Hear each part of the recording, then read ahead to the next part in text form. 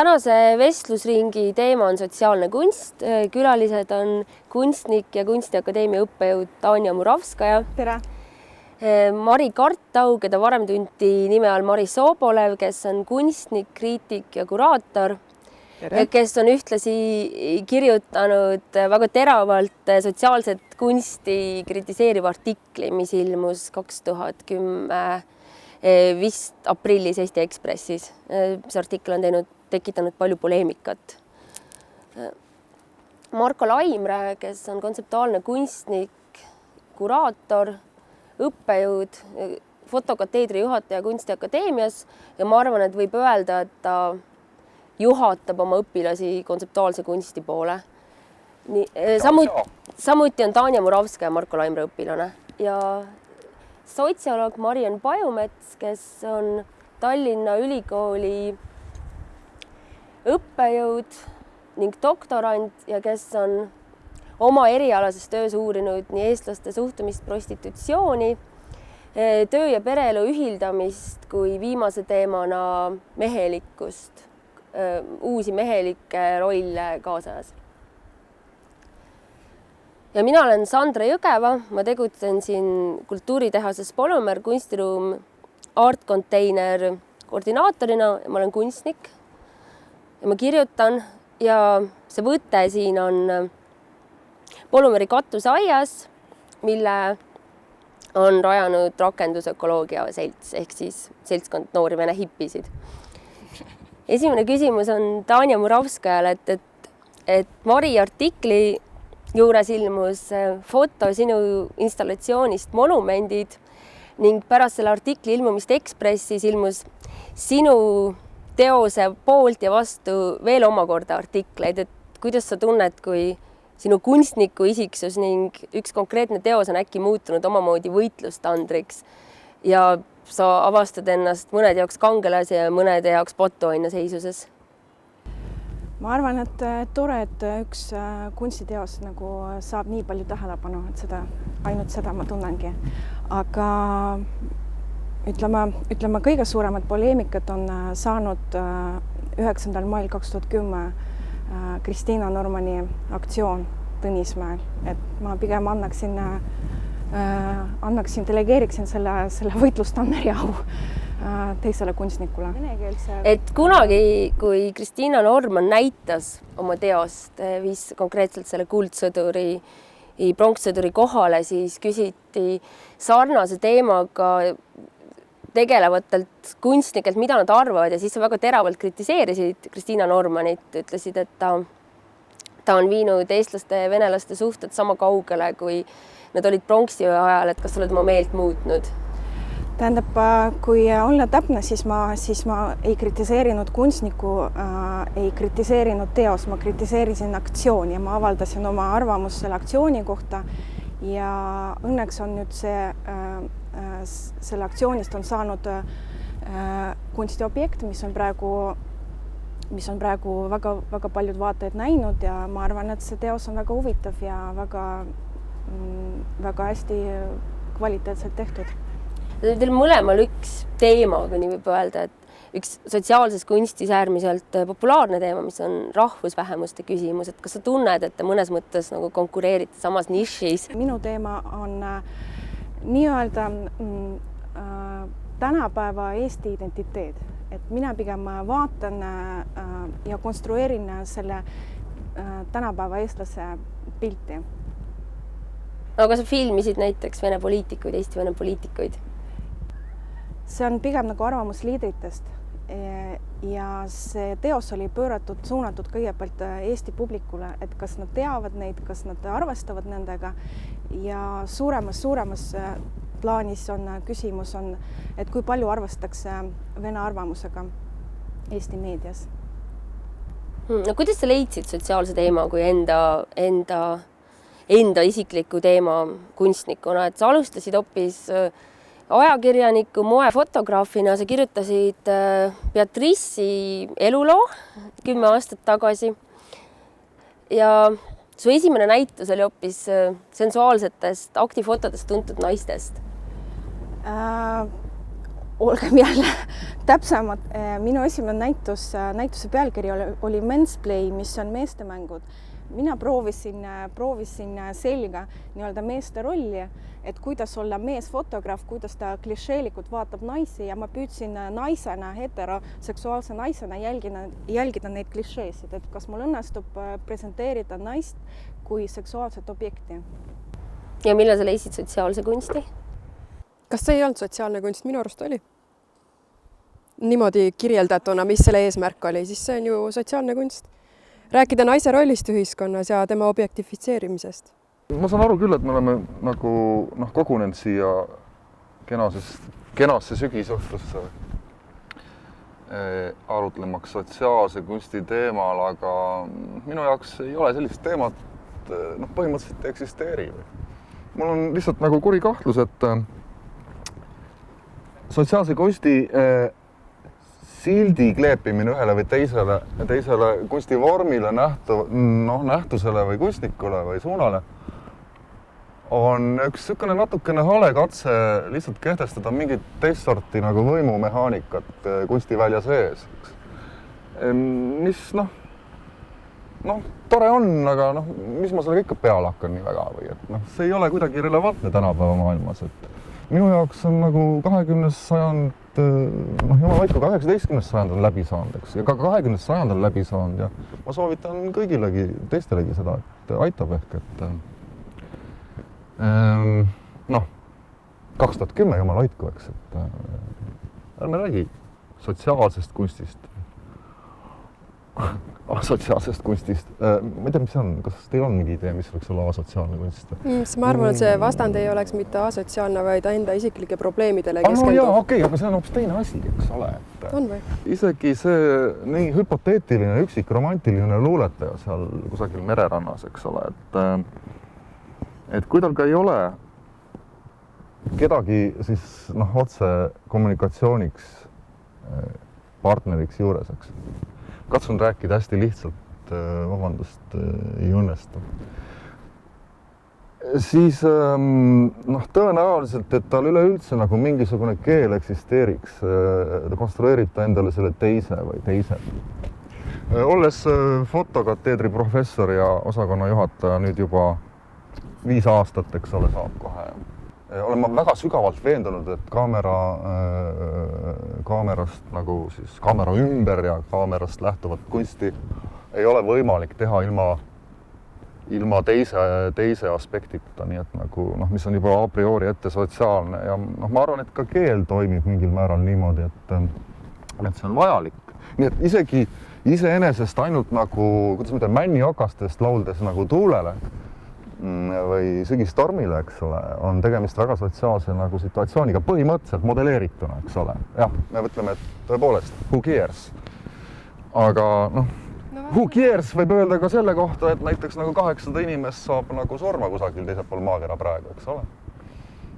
Kas sinule meeldib nagu kogu kunst valimatult, et sa enda jaoks, kas ei ole sul nii, et sulle osa meeldib ja osa nagu ei meeldib? Mitte. Väga selged ja tihtipeale ka väga radikaalsed nagu eelistused ja mitte eelistused, loomulikult. No samamoodi minul. Aga jah, ma eelistan kunsti, mis mind kõnetab, aga ma pean ka huvitavaks seda kunsti, mis on ka ilmselged esimese reaktsioonina minu jaoks täiesti halb. Ma pean seda mingil määral huvitavaks, sest et minu jaoks on ka alati analüüsijana küsimus, et miks ta kuramus ikkagi nii halb minu jaoks on. Nii et see ei ole nii ilmselge ja mustvalge, eks ole. Kunst on keeruline nähtus. Nagu kogu meie visuaalne maailm ja mille osa siis on kunst, eks ole, ühes vormis.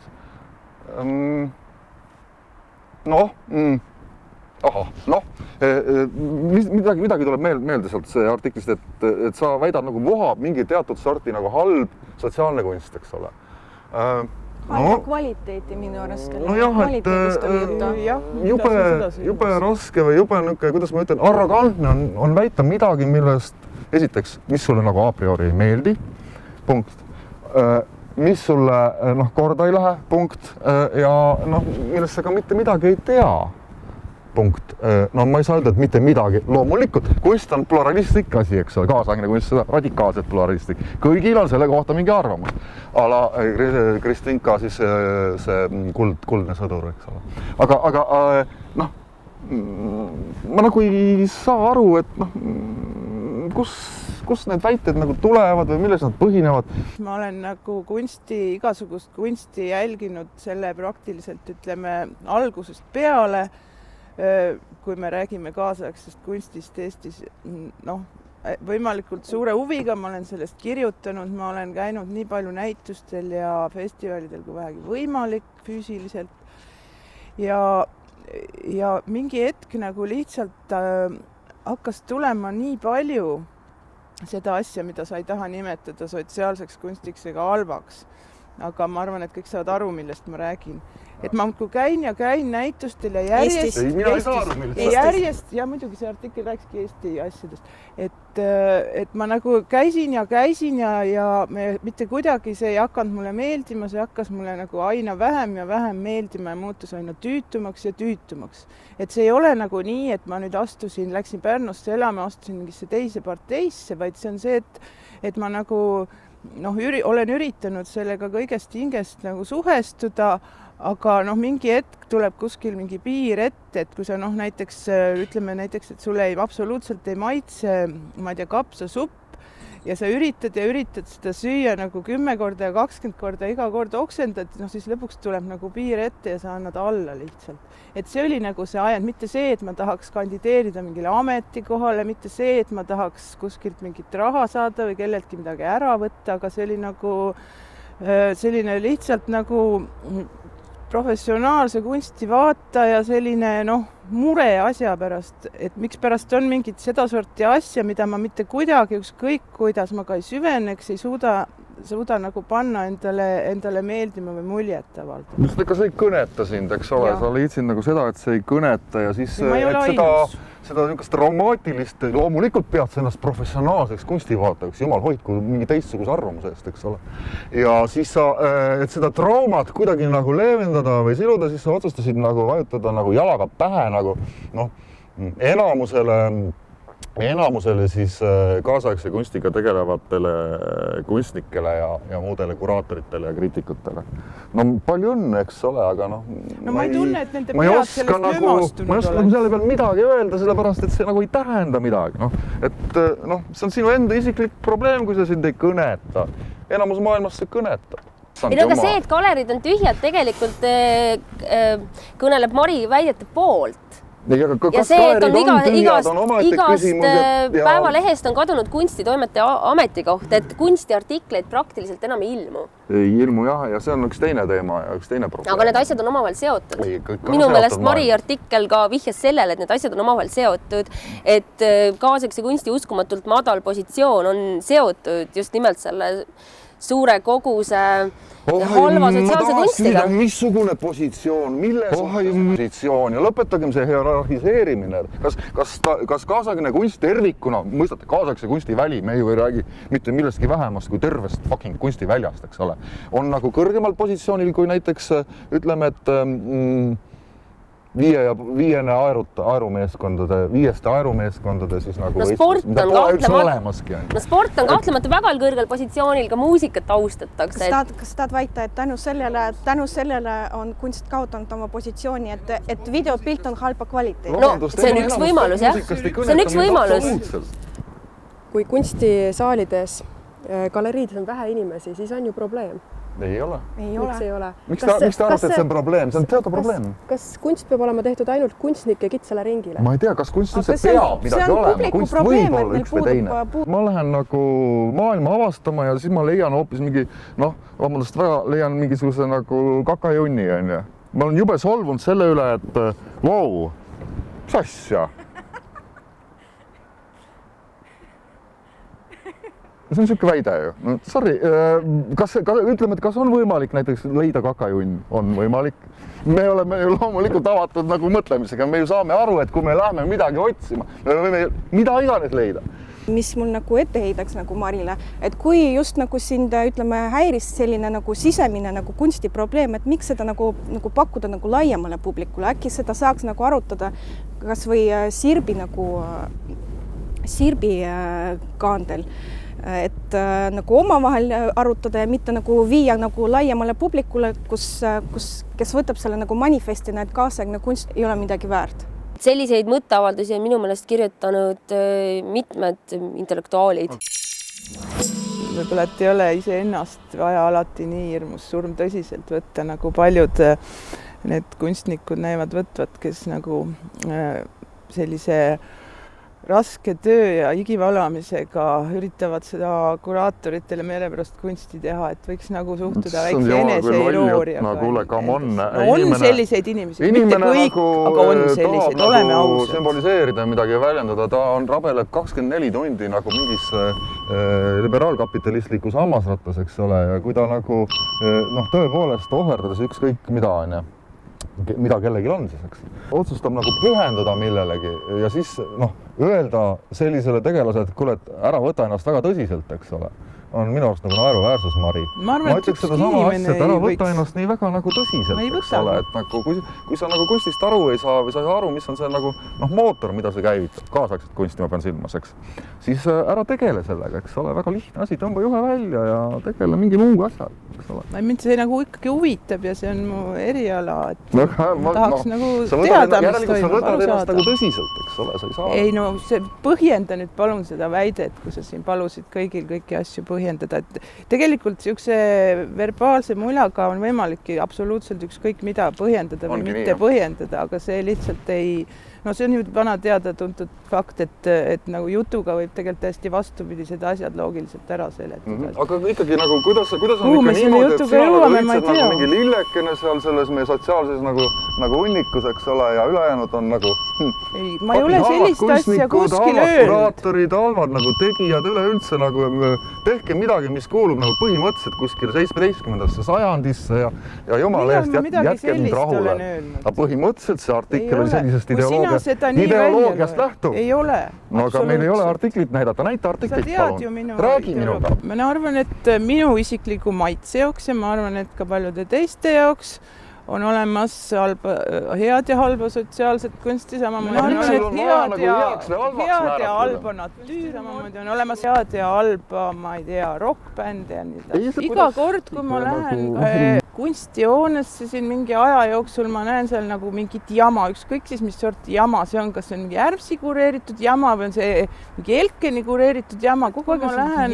See on nii lahe, kuidas sa nagu defineerid mingid asju nagu jamaks, see on ülimalt cool, eks ole, aga kas sa ei arva, et sa peaksid siis nagu oma nagu positsiooni, kuidagi positiivse nagu positsiooni kirjeldama siis sinna selle jama kõrvale?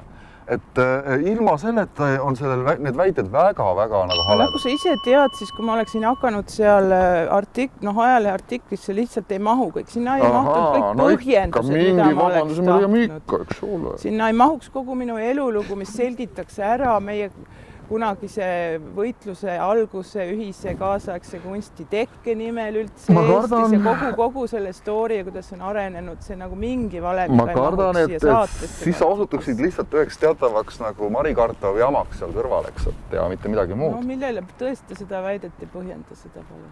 No see on ainuke järeldus, mida ma saan teha. Aga sa ei paku ju mitte midagi muud asja. Miks ei paku? Ma teen oma asja kogu aeg. Härmi jama ja Elkeni jama. Ja see on kindlasti veel minu jama mingisugune ja kellegi sinna ei mahu. Aga mis on hea sotsiaalne kunst Eestis?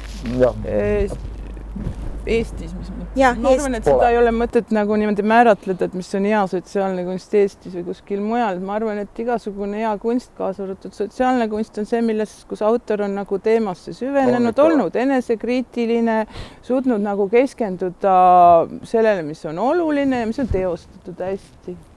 Väga lihtne. Mina lisaksin selle dimensiooni, et mis suudab publikut köita ka. Millel on hea, kui on nagu need oluline, et see kõnetaks inimesi, kui need tingimused täidetud, on hea idee, on hea teostus, see pakub ka mingit emotsiooni, mis on minu arvates kunsti puhul siiski oluline ja et seda levitatakse nagu normaalsel viisil, et ta on kuskil nähtav ja tast on kuulda, siis ongi see nagu. Võtame näiteks sellise asja nagu kuulus siis selle, mis asi on tagurpidi lohk, see on see, muhk. Võtame see muu peal nagu siis veiderdav korstapühkija Tauno Kangro oma, mis nagu ilmus meile. Et ülimalt populaarne asi publiku seas, ma rõhutan, tõenäoliselt tehtud absoluutselt mitte nagu kvaliteetselt. Mitte kvaliteetselt, täiesti saamatu, täiesti nagu suvaliselt nagu lihtsalt visatud mingi asi, müüdud mingisugusele firmale maha, eks ole. Täiesti arvestamata nagu keskkonda, sotsiaalset situatsiooni, mida iganes. Liiklusolukorda eriti.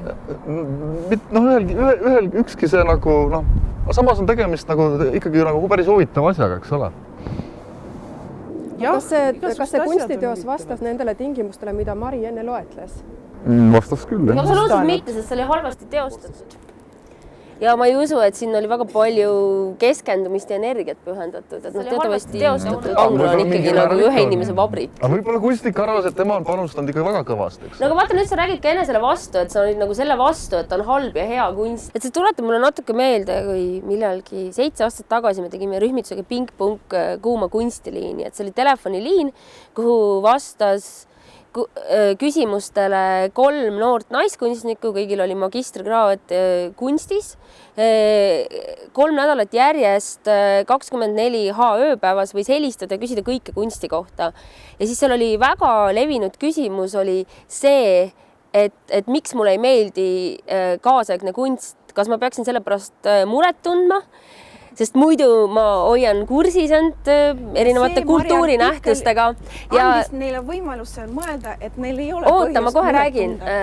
Ja et nad küsisid, et kas nad peaksid seda edaspidi ka varjama, et kaasaegne kunst väga suurel hulgal juhtumitest neile midagi ei paku, et neil on igav, nad ei saa aru ja et seni on nad seda varjanud.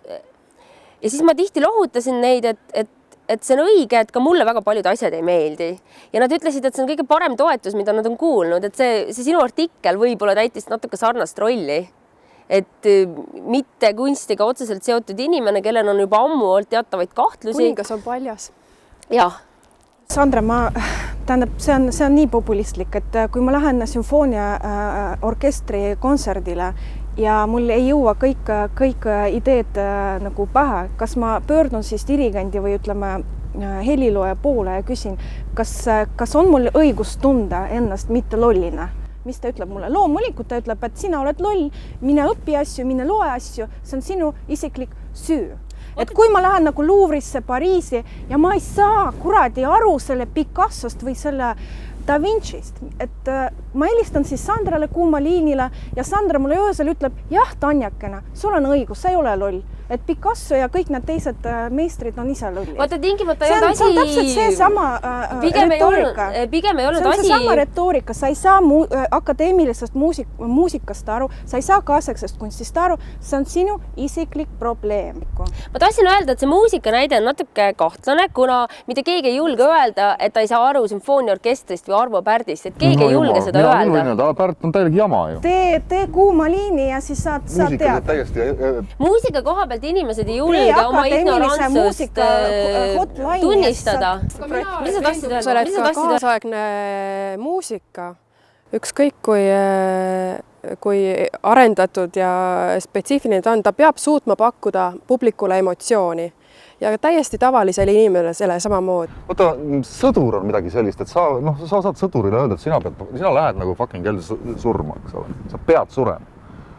Et seal oli see küsimus... Ta läheb sõtta. Ei, sa pead surema, see on nagu aktsioom nagu täielik, mis on nagu, käib nagu sõduriga kaasas, eks ole. Aga kunstnikule sul on väga raske öelda, et sa pead värvima ainult nagu pruunis toonis, nagu meil on kombeks. Ma arvan, et see sa pead tähendab tegelikult neid asju, mille läbi saab astuda diskussiooni. Ja kui see kunstnik ei suuda luua diskussiooni, kui tema asjad ei kõneta publikut, siis ta ongi üksi seal. Ta on saanud toetuse. Jaa, aga ta on saanud sellele läbi kunstiringkondade toetuse. Mis mõttes? Selles mõttes, et need, kes seda otsustavad... Ei, ma ei ütle seda. Ma ütlen, et need, kes ütlevad, et see kunstnik väärib seda galeriipinda, see on kitsalt kunstiringkonna otsustatud. Tihti on isegi samad inimesed kõigis komisjonides. Need, kes otsustavad, kes on näites ajaga, need, kes jagavad raha. Nii nagu väljaspool, nagu militaarset keskkond on väga raske otsustada, kas see sõdur suri nagu väärikalt või mitte, nagu seal Afganistanis ütleme. Aga meie saame ühiskonnas otsustada ja mõjutada seda, kas meil üldse on vaja selles sõjas osaleda või mitte ja me osaleme selles diskussioonis. On ikka või, maksavad maksumaksjana kinni kõik nii ja ei kögise ega mögise mitte üks sent. On nii ju? otsustavad eksperdid, jääme selle juurde, on ju? ja on ka huvigrupid, kes saavad oma ja seisukohta kahtlemata ja väljendada. huvigrupid saavad viia läbi teatavat ideoloogiat või poliitikat läbi selle ja nii see ongi, nii lihtne see ongi. ja kui huvigrupid osalevad ja poliitikud osalevad, siis seal ongi juba mingisugune diskussioon. Vestlusring sotsiaalse kunsti teemadel jätkub järgmises saates ning me kohtume jälle Kultuuritehases Polumäär.